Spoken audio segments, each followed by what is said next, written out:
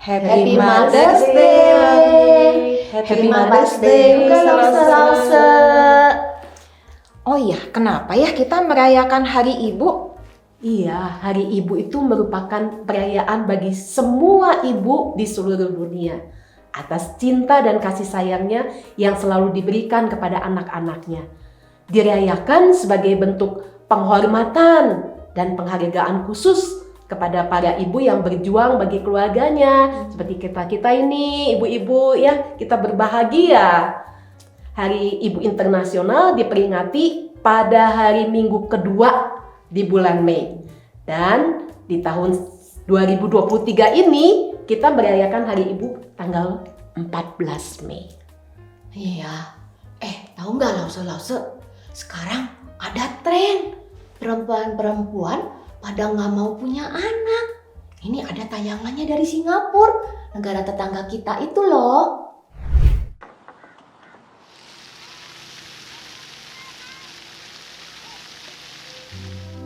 I think one of the clear positives of being child-free is that when you are in a relationship or a marriage without children, you are there because you really, really want to be together.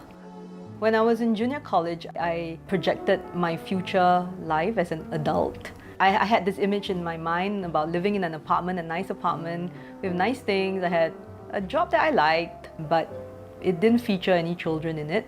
We live the life we want to live. Maybe some people feel having children and being a mother is natural. In the same way, I just feel naturally that I don't want to have children. It must be amazing, to be a mother. But at the same time, I like me the way I am. And I don't feel the need to have children to complete me. I like my independence. I really do. I like the fact that I don't need to schedule my holidays around school vacations without worrying about children. It's good. It's good for us.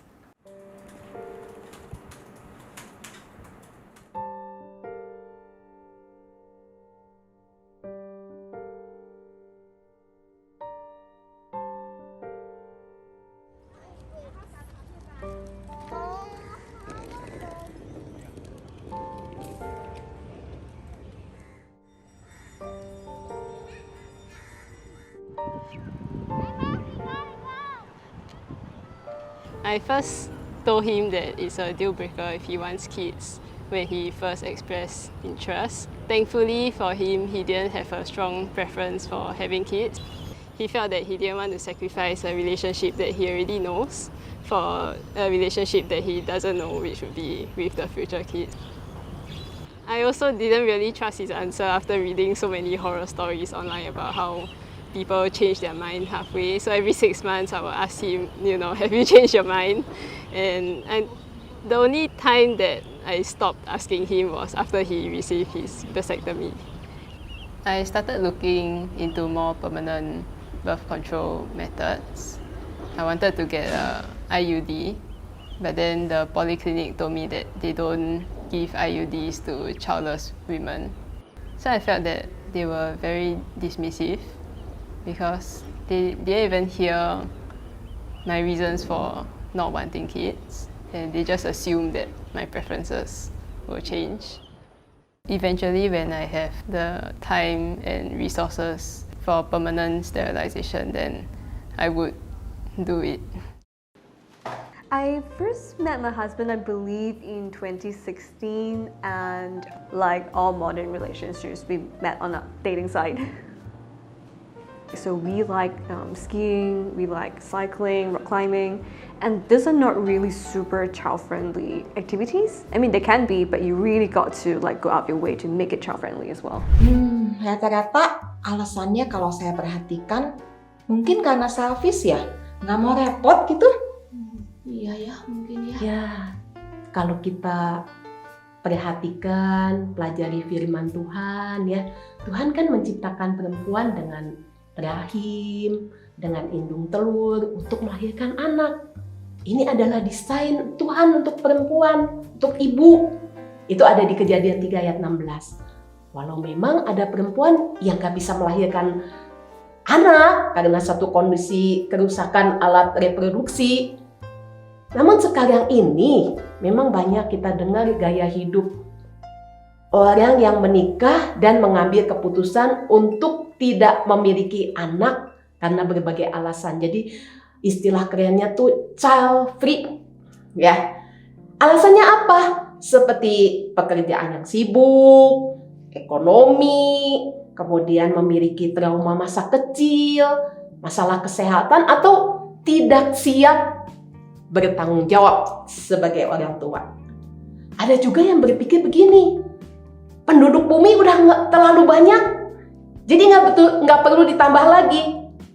Ada yang mengkhawatirkan juga pertumbuhan anak di dunia ini, kan dunia semakin jahat, semakin tidak aman. Mereka juga akhirnya mengambil keputusan, jangan punya anak lah, nanti anaknya terpengaruh dengan dunia yang jahat, jadi anak-anak yang jahat begitu ya. Namun ada juga alasan ingin melayani proyek-proyek kemanusiaan, jadi lebih fokus. Dan kalau kita mau cari tahu ya banyaklah alasan-alasan lain. Jadi kalau kita pikirkan baik-baik ya memang cukup rumit ya persoalan ini. Ada banyak hal yang menjadi pertimbangan. Tidak boleh terlalu gampang memandang persoalan ini, dan juga tidak bisa mengatakan bahwa keputusan tidak punya anak adalah sesuai hak dan kebebasan setiap orang, yang penting tidak merugikan orang lain. Ya nggak boleh juga begitu. Ya. Persoalannya yang harus kita pikirkan adalah jika gaya hidup seperti ini, ya child free, dipraktekkan oleh semakin banyak orang, kelangsungan hidup manusia akan terancam loh. Ekonomi lambat laun akan berhenti sebab nggak ada tenaga kerja potensial, nggak ada anak-anak, nggak ada yang bertumbuh dewasa, nggak ada orang muda lagi begitu ya. Yang ada adalah generasi tua. Generasi tuanya juga menderita karena tidak ada yang ngurus ya, nggak ada yang melayani, sama-sama tua. Dan akhirnya punahlah kehidupan manusia. Tapi ya Lause, ada juga perempuan yang melahirkan anak itu karena desakan keluarga atau lingkungan. Dan setelah melahirkan anak itu diserahkan aja ke babysitter atau pembantu untuk diurus. Mami-mami modern ini mah seneng aja keluar, seperti kayak masih single gitu ya, nggak urus anak. Nah, mana yang lebih parah ya? Nggak punya anak by choice atau punya anak tapi disia-siakan, kan kayak gitu, gimana ya? Iya, ya. Nah ini ngetren juga tuh, terutama di kalangan para mama-mama muda. Iya bener ya. Nih ada drama anak yang sedih banget kalau si mau ditinggal sama si mbaknya tuh pulang kampung.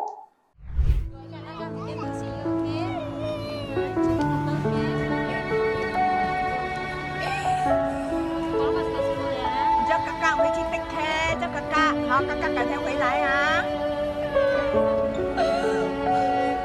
Chị đâu? Ok, lại đi. Tất cả các cô này nó chỉ thành liệt lắm. Ya, sebagai orang percaya kita harus memohon hikmatnya Tuhan.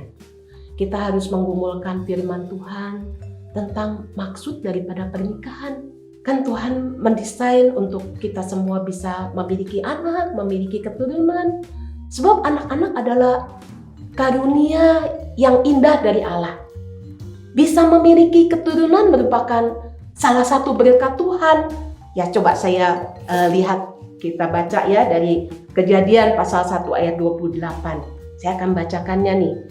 Allah memberkati mereka, lalu Allah berfirman kepada mereka, beranak cuculah dan bertambah banyak.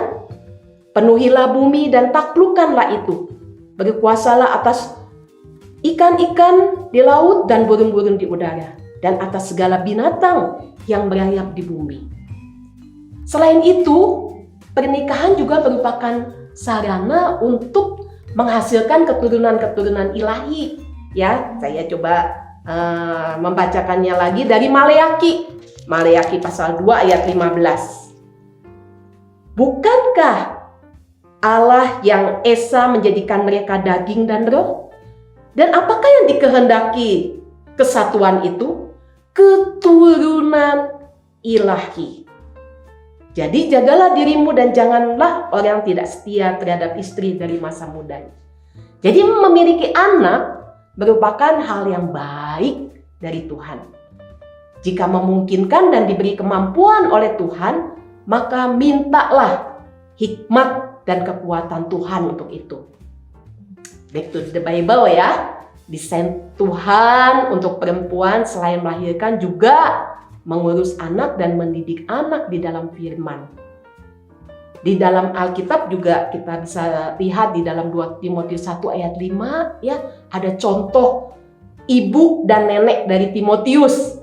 Mereka mengajarkan firman Tuhan kepada Timotius. Maka tadi ya, seperti yang tadi kita lihat di video tadi, mbak atau babysitter ya enggak memiliki tanggung jawab seperti itu kan? Iya ya, ada mama yang menganggap bahwa pendidikan firman Tuhan itu tanggung jawabnya para Lause Sweety Kids. Iya, pastinya kita kan mengajarkan firman Tuhan kepada anak-anak. Ya, setiap hari kan yang ketemu anak-anak, mamah-mamahnya atuh. Lause-lause ketemu anak-anak cuma seminggu sekali. Mana lebih efektif?